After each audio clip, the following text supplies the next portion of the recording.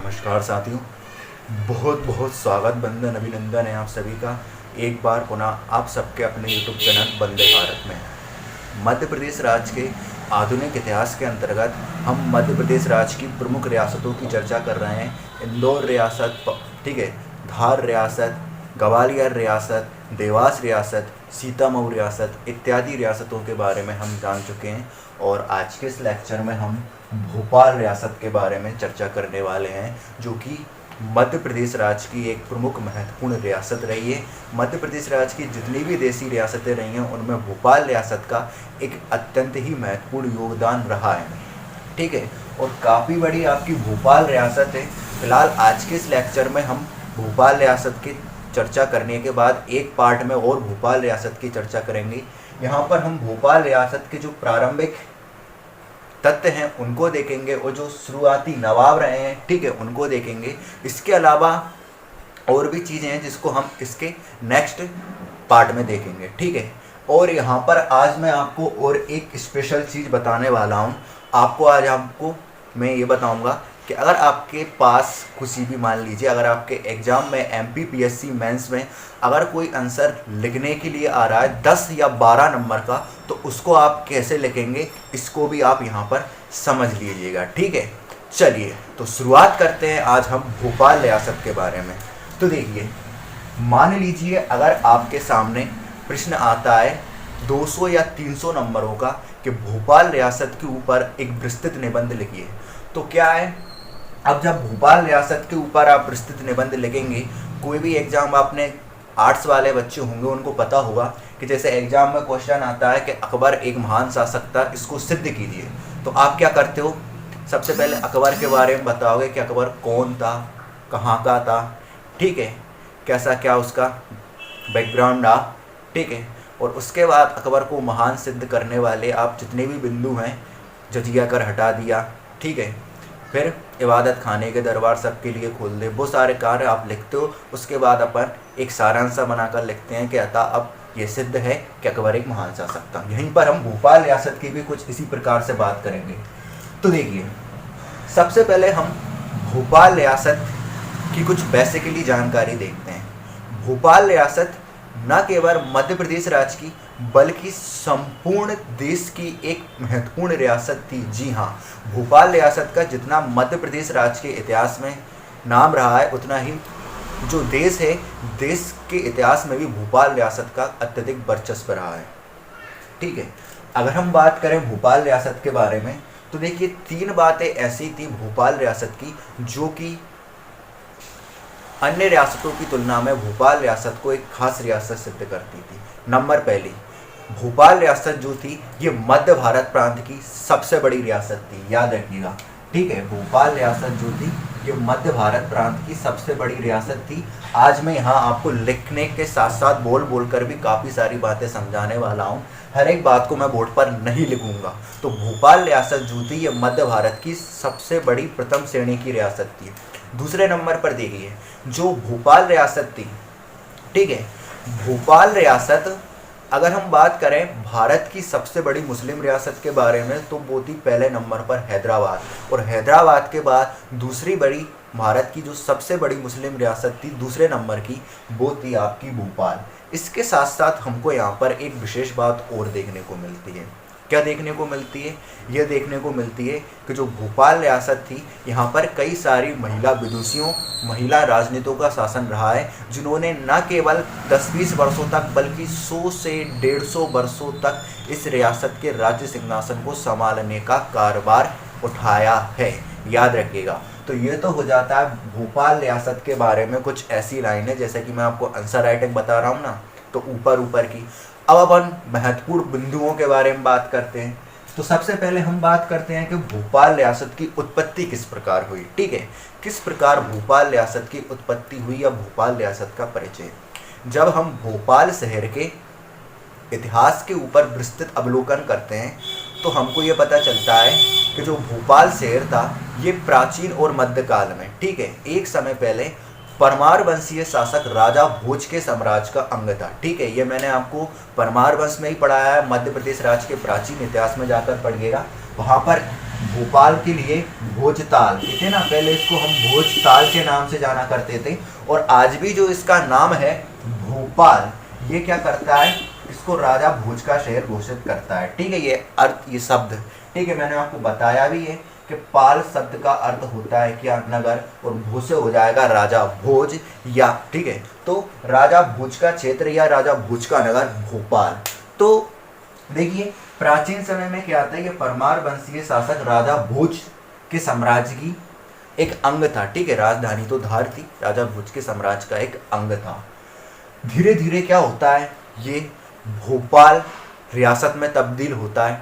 ठीक है, अब ये किस प्रकार रियासत में तब्दील होता है, चलिए इसके बारे में जानते हैं। हम देखते हैं कि किस प्रकार भोपाल रियासत की स्थापना हुई।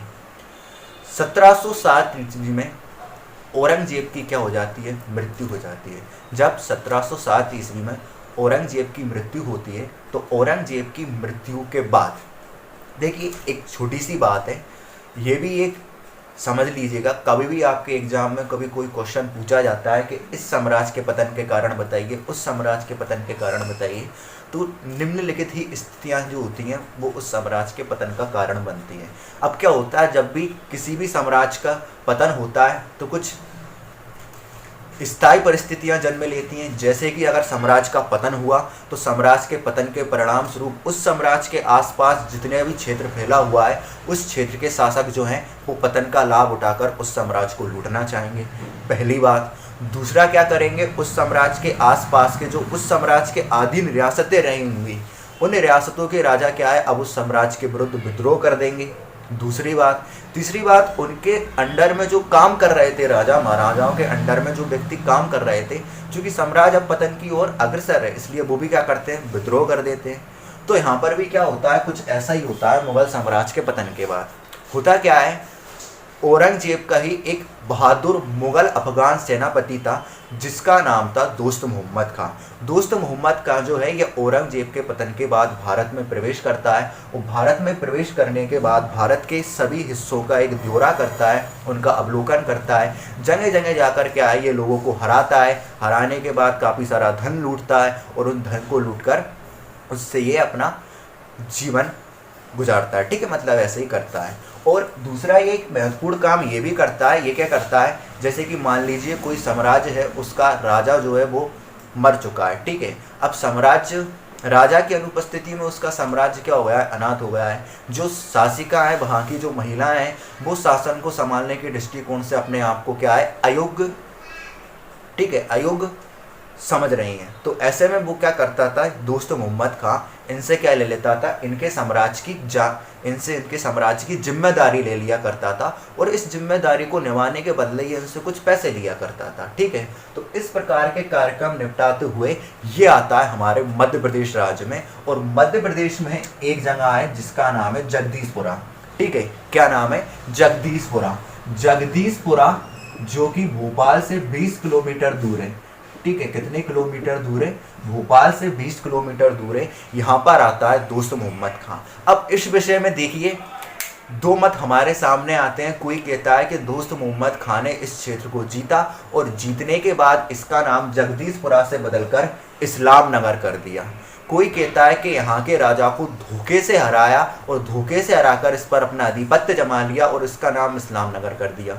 दोनों ही मतों में एक बात सही है कि नाम इस्लाम नगर करा था। अब ये धोखे से हराया या जीता, इसके विषय में कोई हम कंफर्म नहीं कहेंगे। तो यहाँ पर आपको क्या रखना है कि जो दोस्त मोहम्मद खां था, इसने सबसे पहले क्या किया, जगदीशपुरा पर अपना आधिपत्य जमाकर उसका नाम इस्लाम नगर कर दिया। ये आपसे एग्जाम में पूछा जाता है कि भोपाल रियासत की राजधानी के बारे में बताइए, तो आप क्या कहोगे, इस्लाम नगर। कभी क्वेश्चन पूछा जाता है कि भोपाल रियासत के अंतर्गत जगदीशपुरा के स्थान पर इस्लाम नगर की स्थापना किसने की थी, तो दोस्त मोहम्मद खां ने की थी।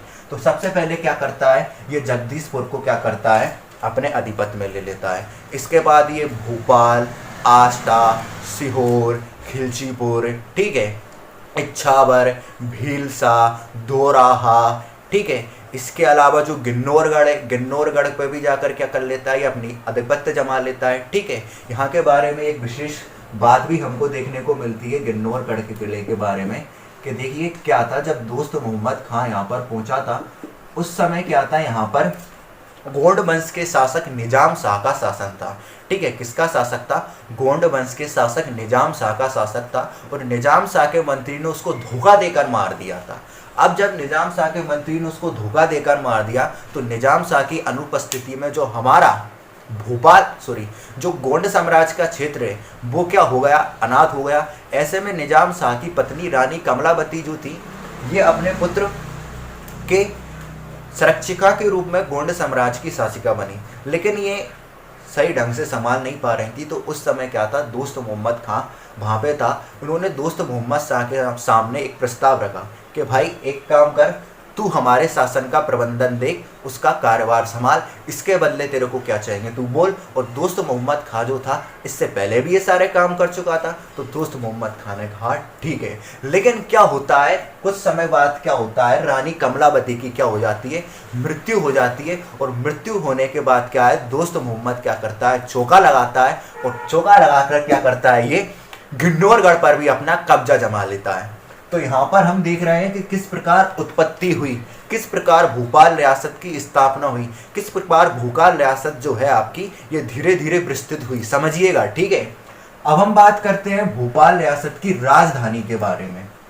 ठीक है, कि भोपाल रियासत की राजधानी क्या थी। तो राजधानी के विषय में दो मत देखने को मिलते हैं। पहला मत ये देखने को मिलता है कि जगदीशपुरा या इस्लाम नगरी क्या थी, भोपाल रियासत की राजधानी थी। दूसरा मत ये देखने को मिलता है कि जगदीशपुर को जीतने के पश्चात जो दोस्त मोहम्मद खां था ये भोपाल में, ठीक है, भोपाल में बड़ी झील के किनारे गया। ठीक है, और कहते हैं कि यहाँ पर इसको सपना आया या जगदीशपुरा को जीतने की खुशी में इसने क्या करा, एक महल का निर्माण करवाया जिसको फतेहगढ़ का महल या फतेहगढ़ का किला के नाम से जाना जाता है। और आगे जाके क्या बनती है, यही भोपाल रियासत की राजधानी बनती है। तो एग्जाम में अगर आपके सामने फतेहगढ़ आता है तो फतेहगढ़ लगा कर आए, जगदीशपुर आता है तो जगदीशपुर लगा कर आए। दोनों नहीं आएंगे, दोनों आएंगे तो क्वेश्चन कैंसिल होता है, जो कि अन्य बार भी हो चुका है।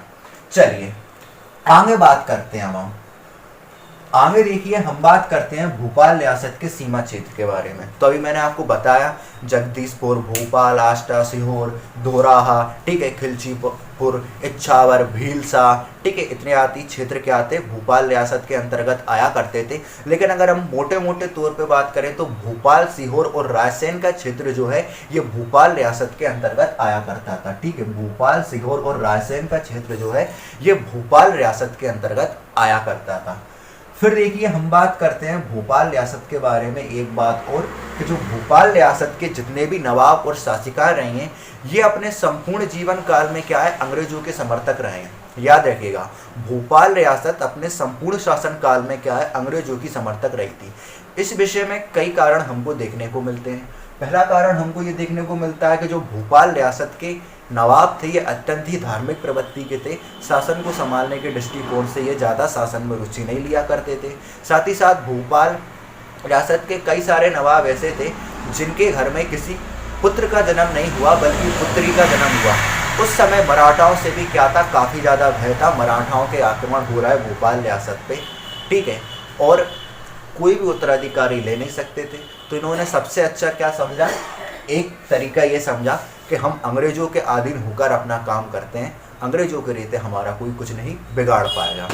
ठीक है, तो ये हो जाता है कि आपका भोपाल रियासत का इंट्रोडक्शन। ठीक है, अब इंट्रोडक्शन के भीतर आप यही बातें लिखोगे, किस प्रकार उत्पत्ति हुई, कैसा क्या परिचय रहा, स्थापना कब हुई, सीमा क्षेत्र कैसा था, राजधानी वगैरह, अंग्रेजों के समर्थक ममर्थक। और शुरुआत में मैंने जो आपको बताया भोपाल रियासत की 3 ऐसी बातें जो कि भोपाल रियासत को एक अच्छी रियासत सिद्ध करती है। ठीक है, अब हम बात करते हैं भोपाल रियासत के सभी नवाबों के बारे में। तो सर्वप्रथम आता है दोस्त मोहम्मद खां। दोस्त मोहम्मद खां के बारे में हम क्या पढ़ें, पहले ही तो हमने पढ़ लिया कि इसके द्वारा इसकी स्थापना की गई थी। अच्छा, कब की गई थी ये नहीं बताया मैंने। इसके द्वारा इसकी स्थापना की गई थी 1723 ईस्वी से लेकर 1724 ईस्वी के मध्य। ठीक है, तो इसी के द्वारा इसकी स्थापना की गई। जगदीशपुरा को इसने बसाया, फतेहगढ़ का किला इसने बनवाया। मृत्यु मृत्यु हुई इसकी 1728 ईस्वी में। यहाँ 26 लिखा हुआ है, आप उसको 28 कर लीजिए। ये देखिए 1723 ईस्वी से लेके 1728 ईस्वी तक दोस्त मोहम्मद खां का शासनकाल रहा है। ओके, तो दोस्त मोहम्मद खां का शासनकाल 1723 से 1728 ईस्वी तक रहा है। अब हम बात करते हैं कि इसकी मृत्यु के बाद इसका उत्तराधिकारी, इसी का पुत्र यार मोहम्मद खां जो है, ये भोपाल रियासत का अगला शासक सिद्ध हुआ। ठीक है, किसका? भोपाल रियासत का अगला शासक सिद्ध हुआ यार मोहम्मद खां, जो कि 1728 ईस्वी से लेकर 1742 ईस्वी तक भोपाल रियासत के राज्य सिंहासन को संभालने का कार्यभार निभाता है। अब देखिए यार मोहम्मद खां के बारे में कुछ चीज़ें हमको देखने को मिलती हैं, जो कि पॉइंट वाइज पॉइंट मैंने यहाँ पर आपके सामने लिखी हैं। देखिए सबसे पहले 1737 में इसका शासनकाल क्या है? 1728 से लेकर 1742 ईस्वी में। 1737 में इसके शासनकाल में क्या होता है? भोपाल रियासत पे मराठों का आक्रमण होता है। अब यहाँ पर भी दो मत हमको देखने को मिलते हैं। पहला ये मिलता है कि जो भोपाल रियासत का नवाब था यार मोहम्मद खां, इसने क्या करा? मराठों के समक्ष एक बहुत बड़ी रकम फिरौती के रूप में पेश कर दी और कहा भाई हमको शांति से जी लेने दो, क्यों हमारी शांति को भंग कर रहे हो? ये तुम रकम लो और जाओ अपने क्षेत्र में और हमको बख्श दो। तो पहला मत तो ये है। दूसरे मत के अनुसार क्या होता है? भोपाल रियासत के नवाब यार मोहम्मद खां और मराठा साम्राज्य के पेशवा बाजीराव के मध्य युद्ध होता है, जहां पर जो भोपाल रियासत का नवाब है उसकी सेना पेशवा की सेनाओं के समक्ष कमजोर सिद्ध हो जाती हैं और भोपाल रियासत का अधिकांश क्षेत्र, ठीक है, भोपाल नहीं बट जो, ठीक है, आष्टा, धोराहा, इच्छापुर, भीलसा, ठीक है, बिलासपुर, ठीक है, ये जो क्षेत्र थे, ये क्षेत्र क्या है? मराठा साम्राज्य के अधीनस्थ हो जाते हैं और भोपाल रियासत को क्या है? यार मोहम्मद खां बचा लेता है। तो आपसे यही क्वेश्चन पूछा जाएगा कि मराठों का आक्रमण किसके शासनकाल में हुआ था। अब ये नहीं पूछा जाएगा कि कौन सा मत कैसा क्या सही है। ठीक है, ये हिस्ट्री की अपनी अलग प्रॉब्लम है, यहाँ पर कोई भी चीज़ सही नहीं होती है, इसमें अधिकांश ऐसा ही होता है, मत ज़्यादा देते हैं लोग। फिर देखिए इसके बारे में पहली बात तो ये हो गई। दूसरी बात कि ये भोपाल रियासत का क्या था? पहला नवाब था। आईएमपी क्वेश्चन है आपका, आपके एमपीपीएससी का जो प्रीलिम्स एग्जाम है वहाँ पर आपसे ये क्वेश्चन पूछा जा सकता है कि बताओ भोपाल रियासत का पहला नवाब कौन था? तो भोपाल रियासत का पहला नवाब था यार मोहम्मद खां। फिर देखिए इसके बारे में बात करते हैं, इसकी मृत्यु कैसे हुई। तो 1742 में क्या होती है? इसकी मृत्यु होती है। 1742 में क्या हो जाती है? इसकी मृत्यु होती है और मृत्यु के बाद क्या है? इसको इस्लाम नगर में दफनाया जाता है उर्फ जगदीशपुरा में। फिर आता है हमारा फैज मोहम्मद खां। फैज मोहम्मद खां के बारे में पहला जो पॉइंट है वो है संघर्ष। क्या संघर्ष किया इसने अपने शासनकाल में? चलिए जानते हैं। देखिए फैज मोहम्मद खां के समय क्या था? भोपाल रियासत के राज्य सिंहासन पर इसके चाचा सुल्तान मोहम्मद खां का शासन था। अब सुल्तान मोहम्मद खां जो था ये इसको राजगद्दी नहीं दे रहा था, तो सीधी सी बात है दोनों के मध्य संघर्ष होना स्वाभाविक है। तो क्या हुआ? इसने अपने चाचा के साथ संघर्ष किया और संघर्ष में अपने चाचा को हराने के बाद ये भोपाल रियासत के राज्य सिंहासन के नवाब पद पर आसीन होता है, ये याद रखिएगा। फिर हम बात करते हैं, एक पॉइंट मैंने यहाँ से आपका साम्राज्य विस्तार लिख दिया है। इसने क्या था? अपने शासनकाल में रायसेन के किले पर हमला कर रायसेन के किले को जीत लिया था। ठीक है, दूसरी इंपॉर्टेंट बात, इसके बाद देखिए मराठों का पुनः आक्रमण। इसके बाद क्या हुआ? इसके शासनकाल में एक बार पुनः मराठों का आक्रमण हुआ और उस समय ऐसा कहा जाता है कि जो भोपाल रियासत थी इसमें भी क्या था? भोपाल को बचा लिया गया था। किसके द्वारा? फैज मोहम्मद खां के द्वारा। ठीक है, किसके द्वारा? फैज मोहम्मद खां के द्वारा। और जो अन्य क्षेत्र थे वो मराठों ने अपने कब्जे में ले लिए थे। तो दो बार आक्रमण हुए थे। पहला जो आक्रमण हुआ मराठों का वो हुआ यार मोहम्मद खां के शासनकाल में, वहीं दूसरा जो आक्रमण हुआ मराठों का वो हुआ फैज मोहम्मद खां के शासनकाल में। ठीक है, तो ये आप लोग याद रखिएगा। ठीक है, इसके अलावा और कुछ इम्पोर्टेंट नहीं है यहाँ पर। इसके बाद देखिए दोस्त मोहम्मद खां, यार मोहम्मद खां, फैज मोहम्मद खां के बाद अगला शासक कौन सा आता है? हयात मोहम्मद खां। 1777 ईस्वी से लेकर 1807 ईस्वी तक भोपाल रियासत के राज्य सिंहासन को संभालने का कार्य करता है कौन? हयात मोहम्मद खां। अब हम बात करते हैं हयात मोहम्मद खां के बारे में। तो पहला फैक्ट आप ये देखिए कि 1777 ईस्वी में इसके शासनकाल में क्या हुआ पहला आंगल मराठा युद्ध हुआ। पहला क्या हुआ? आंगल मराठा युद्ध हुआ। इस युद्ध के अंतर्गत हमको एक बात ये देखने को मिलती है कि जब ये युद्ध हो रहा था तो जब एक ब्रिटिश जर्नल थे जिनका नाम था थॉमस गोडार्ड, यहाँ पर लिख देता हूँ मैं आपके लिए, क्या नाम था? थॉमस गोडार्ड था। थॉमस गोडार्ड ने क्या हुआ, इस युद्ध को जीतने के दौरान संपूर्ण भारतवर्ष में अंग्रेजी साम्राज्य का वर्चस्व स्थापित करने का निर्णय लिया। ठीक है, और स्पेशली ये मराठों को कुचलने के लिए ये मिशन बनाया गया था। तो इस मिशन के अंतर्गत क्या था, भोपाल जो था वो कुछ रियासतों में से एक था, ऐसी कुछ रियासतों में से एक था जो कि पूरी तरह क्या थी, अंग्रेजों के साथ थी। क्योंकि क्या है, भोपाल रियासत शुरू से लेके लास्ट तक अंग्रेजों की काफ़ी हिमायती रही है। ठीक है, याद रखिएगा आप। फिर याद रखिए आप, इसके बाद हयात मोहम्मद खां से तो बस इतनी ही बातें देखने को मिलती हैं। फिर देखिए आता है हमारा गोश मोहम्मद खां। ठीक है, गोश मोहम्मद खां के बारे में कुछ ऐसा खास नहीं मिलता, लेकिन इसके बारे में कहते हैं कि भाई इसके यहाँ पर कोई भी लड़का नहीं था, सिर्फ एक लड़की थी जिसका नाम था गौहर। अब क्या था, इसके शासनकाल में एक नया पद भी आया, वजीर का पद आया। ठीक है, किसका पद आया?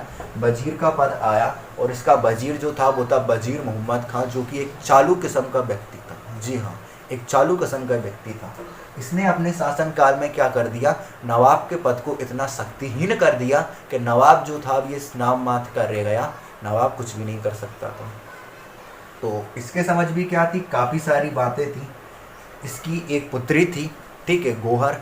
राज्य में कोई उत्तराधिकारी था नहीं, गोद ये ले नहीं सकते थे। तो वजीर ने प्रस्ताव पेश किया कि क्यों ना आप हमारी बेटे के साथ अपनी पुत्री का विवाह करा देते हैं, हमारे बेटे को अपना बेटा समझकर आप राज्य सिंहासन कीजिए। ठीक है, तो वजीर के सामने प्रस्ताव, वजीर ने इसके सामने क्या कर दिया, प्रस्ताव रख दिया इसने। गोश मोहम्मद खां ने मान लिया। इसके बाद ये वजीरी क्या करता है, एक समय तक शासन करता है वजीर मोहम्मद खां। 1807 से लेकर 1816 ईस्वी तक क्या करता है, ये शासन करता है। फिर इसी वजीर का पुत्र जिसके साथ गौहर की शादी हुई थी वो शासन करता है, जिसका नाम था नजर मोहम्मद खां। ठीक है, 1816 से लेकर 1819 ईस्वी तक। और इसके शासनकाल में एक ऐसी महत्वपूर्ण घटना होती है जो कि भोपाल रियासत के अंतर्गत महत्वपूर्ण साबित होती है। क्या है, देखिए मैं आपको बताता हूँ। 1816 से लेकर 1819 ईस्वी तक क्या करा, इसने शासन किया। ठीक है, और इसी बीच क्या होता है, एंग्लो भोपाल संधि होती है। ठीक है, एंग्लो भोपाल संधि जो थी ये भोपाल रियासत के इतिहास के अंतर्गत एक अति महत्वपूर्ण संधि थी। इस संधि के अंतर्गत क्या है, जो भोपाल रियासत थी ये ब्रिटिश साम्राज्य के अंतर्गत एक सुरक्षित क्षेत्र बन गई थी। ब्रिटिश लोगों ने, अंग्रेजों ने इसको अपनी शाही राजधानी का दर्जा दिया। इसके बाद क्या था, जो अन्य लोग थे भोपाल रियासत के शत्रु, उनके लिए भोपाल रियासत के ऊपर अपना कब्जा जमा पाना मुश्किल हो गया था, क्योंकि अंग्रेजों के जो अधीन आ चुका था। और भी लोगों ने ऐसा किया था। ठीक है, याद रखिएगा। फिर हम बात करते हैं इसके बाद नजर मोहम्मद खां के बाद देखिए इसी की जो पत्नी थी गौहर, ये भोपाल रियासत के राज्य सिंहासन पर कुदसिया बेगम के नाम से आसीन हुई। और 1819 से लेकर 1937 ईस्वी तक इसने भोपाल रियासत के राज्य सिंहासन का कार्यभार संभाला। ठीक है, इसके बाद इसने कुदसिया बेगम ने अपनी पुत्री का विवाह जहांगीर मोहम्मद खां से कराया। और फिर यही क्या है, भोपाल रियासत के राज्य सिंहासन पर 1837 से 1844 ईस्वी तक इसने शासन किया। इसके बाद क्या होता है, जहांगीर मोहम्मद खां मर जाता है। और इसके बाद क्या होता है, इसी की पत्नी क्या करती है, सिकंदर जहां बेगम, कुदसिया बेगम की पुत्री और जहांगीर मोहम्मद खां की पत्नी सिकंदर जहां बेगम क्या करती है, 8 सालों तक भोपाल रियासत के राज्य सिंहासन को संभालने का कार्यभार निभाती है। इसके बाद इसी की बेटी आती है सुल्तान शाहजहां बेगम। काफ़ी लंबा इसका शासनकाल है। सबसे पहले तो ये 1844 से लेकर 1860 तक इसने शासन किया। फिर 1868 से लेकर 1901 ईस्वी तक लगभग आपका 44-45 वर्षों तक, ठीक है, 44-45 वर्षों तक इसने भोपाल रियासत के राज्य सिंहासन का कार्यभार संभाला। ठीक है, एक शासक हुआ करता था, फिर बीच में दूसरा भी कर लिया करता था, वरना आप कंफ्यूज हो कि ये ऐसा कैसे हो रहा है। फिर आती है इसके बाद इसी की पुत्री कखोरो जहान बेगम 1901 से लेकर 1926 ईस्वी तक। देन इसके बाद आता है कौन, नवाब हमीदुल्ला खां, जो कि 1926 से लेकर 1947 तक भारत की आज़ादी तक भोपाल रियासत के राज सिंहासन का कार्यभार संभालते हैं। यहाँ पर देखिए हमने अभी भोपाल रियासत का जो शुरुआती क्षेत्र था उसके बारे में अध्ययन किया, साथ ही साथ आप लोग समझ गए होंगे कि किस प्रकार में इसमें हम लोग आंसर राइटिंग करते हैं। ठीक है, सबसे पहले हमने भोपाल रियासत से संबंधित जो बेसिकली बात थी, 3 महत्वपूर्ण बात वो करी, फिर भोपाल रियासत का इंट्रोडक्शन दिया, कई बिंदुओं के माध्यम से उत्पत्ति कैसे हुई, राजधानी क्या रही, स्थापना कब हुई, सीमा क्षेत्र क्या था, अंग्रेजों के समर्थक थे, फिर सारे जो नवाब थे उन नवाबों से संबंधित जो भी महत्वपूर्ण बातें थी वो एक एक बिंदुओं के माध्यम से मैंने आपको बताई। ऐसे ही क्या हो जाता है, जब मध्य प्रदेश लोक सेवा आयोग में आपके समझ 10 या 12 प्रश्नों का एक 10 या 12 नंबर का एक बड़ा प्रश्न आता है, तो इसी प्रकार लिखा जाता है। अंत में आप कुछ भी लिख सकते हैं कि भोपाल रियासत अत्यंत ऐसी थी इस रियासत के अंतर्गत कई सारी ऐसी बातें थी जो कि अच्छी थी, अतः भोपाल रियासत मध्य प्रदेश की एक बहुत बढ़िया रियासत थी, ऐसे करके आप लिख सकते हैं। ठीक है, तो ये हो जाता है क्या आपका भोपाल रियासत का आधा कारोबार कंप्लीट। ठीक है, आदि हमने भोपाल रियासत पढ़ ली। अब आदि भोपाल रियासत जो है हम इसके अगले पार्ट में पढ़ेंगे। यहाँ पर मैंने आपको सारी की सारी बातें जो हैं बोलकर समझाई होंगी। कुछ बच्चे शायद इस बात से रुष्ट भी हो गए होंगे कि सर ने ज़्यादा बोर्ड पर लिखवाया नहीं, तो भाई आप नोट्स लीजिए, टेलीग्राम ग्रुप में आपको नोट्स दिए जा रहे हैं। टेलीग्राम ग्रुप में यही की यही सारी बातें बहुत अच्छे ढंग से आपको लिखी हुई छपी हुई मिलेंगी नोट्स के माध्यम से। वहाँ पर नोट्स लीजिए और कोई चार्ज नहीं लिया जा रहा है आपसे। ठीक है, किसी भी प्रकार का कोई चार्ज नहीं लिया जा रहा है, सब कुछ फ्री है। ठीक है, तो वहाँ पर नोट्स में जाकर इसका अध्ययन कर सकते हैं। एक बार वीडियो को देख लीजिएगा और अच्छे से एक बार देख लीजिएगा, आपका इतना तो क्या हो जाएगा, कंफर्म हो जाएगा। अब देखिए जो बेगमें दिख रही हैं ना आपको, ये कुदसिया बेगम, सिकंदर जहां बेगम, शाहजहां बेगम, ककोरो जहान बेगम, ये बेगमों में क्या है, भोपाल रियासत के भीतर इन्होंने अपनी एक महत्वपूर्ण भूमिका निभाई है। जैसा कि मैं पहले ही बता चुका हूँ कि यहाँ पर महिला विदुषी और महिला राजनीतिकों का शासन रहा है, तो यही थी वो। तो इनके बारे में अपन स्पेशल अलग ढंग से पढ़ेंगे। ठीक है, और नवाब हमीदुल्ला खां को देख लेंगे। बाकी ये बच्चे कुछ और शासक, इनसे कुछ ऐसा पूछा नहीं जाता, ये यहीं पर आप नाम याद रखिए बस, और कुछ याद मत रखिए। बेगम याद रखिए और ये शुरुआतों के नवाब याद रखिए। बाकी जो बातें मैंने आपको बताई वो याद रखिए।